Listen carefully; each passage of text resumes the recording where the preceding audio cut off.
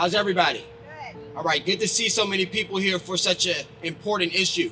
My name is Bennet Fleming, and I just want to tell you a little bit about me. My story is about opportunity.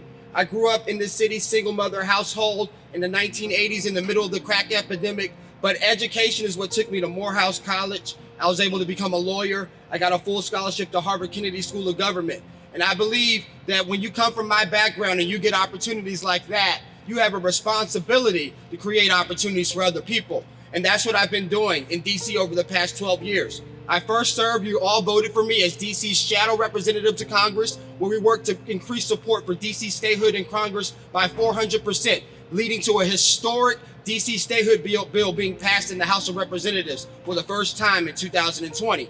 I ran for this seat in 2014, finishing in second place. And for the past 5 years, I didn't stop working for DC. I worked as a committee director. I was the committee director for the Committee on Recreation, Libraries, and Youth Affairs at the council, and as a legislative director for Ward 8.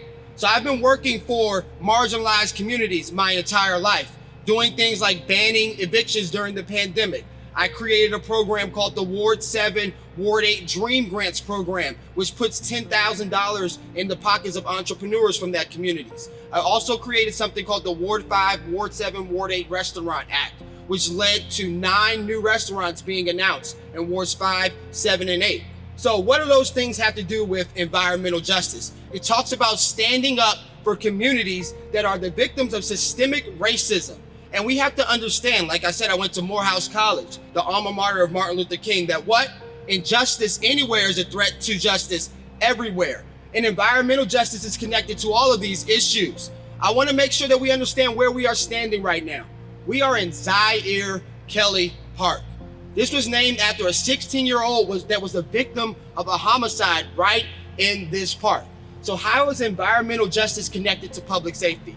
I was actually a victim of a carjacking in the middle of this campaign. But we have to understand that when we don't empower people that are from these communities to be in leadership, we're going to continue to get the same results over and over and over in all of these issues, whether that's air quality, water pollution, environmental justice. In the history of DC, we've only elected one council member from Eastern River to an at-large position. We've never elected anybody from Ward 8. We have to empower people from these communities to stand up for these communities. And we have an opportunity to do that on June 22nd. Once again, my name is Nate Fleming. Injustice anywhere is a threat to justice everywhere. Please visit my website. I'll be passing out my flyers. NateForDC.com. Thank you so much.